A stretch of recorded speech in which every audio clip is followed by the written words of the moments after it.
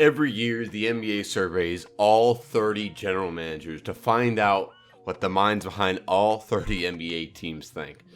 So as a fellow GM, be it not in the same league, I thought, why not? I'm going to answer the annual general manager survey. There are going to be 6 total rounds, and it's a lot of questions, so this will be part 1 of this video. The second part, which will come out later, will be rounds 3 through 6. Today will be rounds 1 through 3. So, let's begin with round 1. These are all the prediction questions.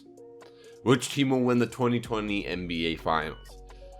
I'm picking the Clippers.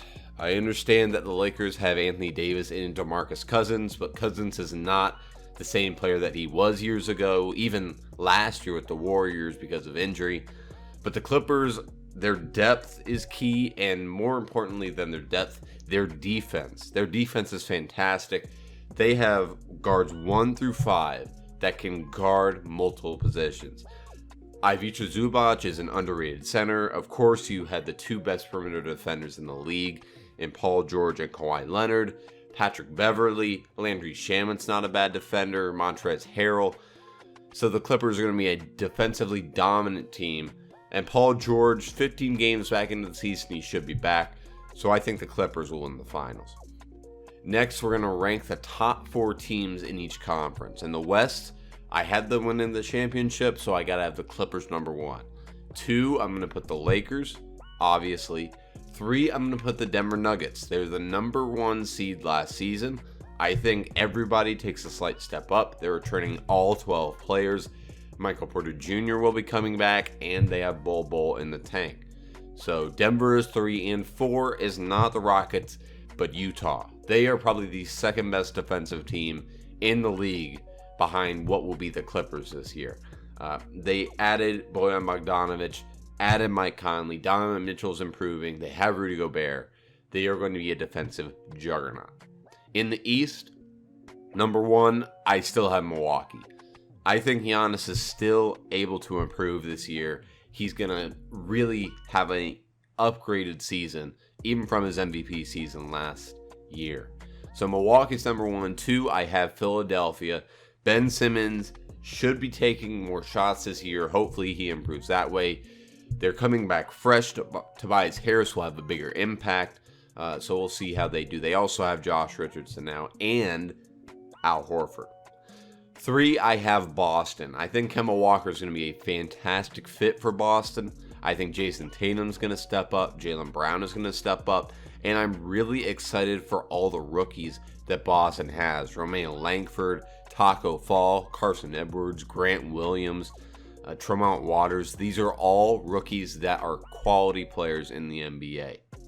And 4, the Brooklyn Nets. With no KD, they can't be in the top 3. But Kyrie and that squad, they're definitely going to make some noise in the playoffs.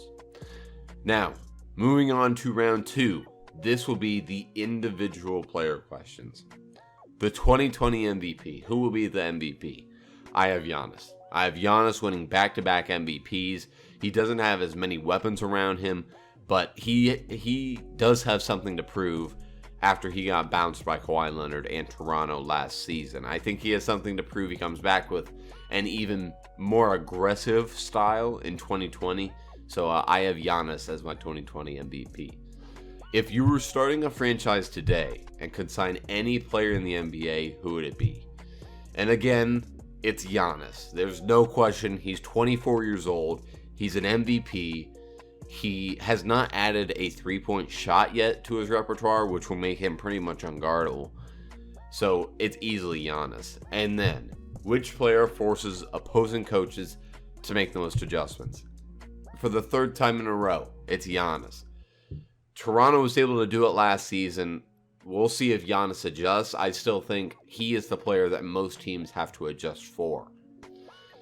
Next, which player is most likely to have a breakout season in 2018, or not the 2018 season, but this upcoming 2019 season? A lot of names come up, a lot of rookies come up. I think it's going to be Trae Young. He averaged 19 and 8 last season, of course, fantastic rookie year. But he got overshadowed by Luka Doncic. and he did not shoot very efficiently from three. It was only about 34%. I think the efficiency improves. He's got new weapons, Cam Reddish, DeAndre Hunter, John Collins is improving, Kevin Huerter is improving. So I think Trae Young is going to be the breakout player of this year. Next, we're going to go through all the best position players. The best point guard, Steph Curry. The best shooting guard, James Harden. Those two are easy. Small forward, I have Kawhi Leonard as my best small forward. But then power forward, I'm moving LeBron James to be the best power forward in the league.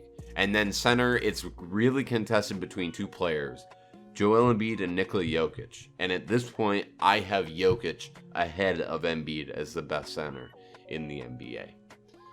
And finally, for this video, round 3, the off season. So the number one question about the off season, who made the best moves? Who had the best overall off season? And to me, it's the Clippers. Kawhi Leonard, we had an inkling that he was going to sign there, but the Paul George trade was really the thing that made their offseason the best. Right behind them is the Lakers, and then right behind them is the Utah Jazz with Mike Conley and Bogdanovich. The one player acquisition to have the biggest impact. For this category, there are multiple options, including Kawhi, Paul George, but I actually think it's going to be Anthony Davis going to the Lakers. I think LeBron didn't have anybody to run with last season. I think he and Anthony Davis are going to complement each other perfectly. Such a good pick and roll combo. Anthony Davis has something to prove. He's going to be under the big spotlight of LA. He's going to be playing with arguably the best player in the world, LeBron James. I think Anthony Davis is going to have the biggest impact. And in regards to that, which was the most underrated player acquisition? For that, I'm going to go to the Midwest. I'm going to go Malcolm Brogdon to the Indiana Pacers. Brogdon is a 50-40-90 guy. That's rare. Usually only spot-up shooters like Kyle Korver can achieve stats like those, but Brogdon is athletic, he's a defender, and he is one of the best shooters overall in the league. I think he's going to have a fantastic season going alongside Victor Oladipo. That Indiana team, don't be surprised if they jump into the top 3 of the Eastern Conference. They have Brogdon, they have Oladipo, they have Thaddeus Young, who's still pretty good, and then the two bigs, Domantas Sabonis and Miles Turner, are two of the best front court mates in the entire NBA. Which team will be the most improved in the upcoming season? I don't think it's going to be the Clippers. The Clippers made the playoffs, so I think they will win a decent amount more games, probably like 6 to 8, to vault them into the low to mid 50s. But I think the Lakers will be the most improved. LeBron is healthy. They added Anthony Davis. They have very solid role players to fit around them. So I think the Lakers will be the most improved in this upcoming season. And finally, what was the most surprising move of the offseason? And bar none, this has to be the Paul George trade. Literally a year ago, Paul George, Russell Westbrook, up on a stage at a concert in OKC, Paul George says, "I want to stay." A year later, boom, we wake up and Paul George is a Clipper. It's unbelievable. It came out of left field. No one expected that coming. Paul George getting traded to the Clippers, easily the most surprising move of the offseason. But guys, that was the first 3 rounds of the GM NBA General Manager Survey. I will be back for part 2, so be sure to stay tuned for that. And I'll see you guys in part 2.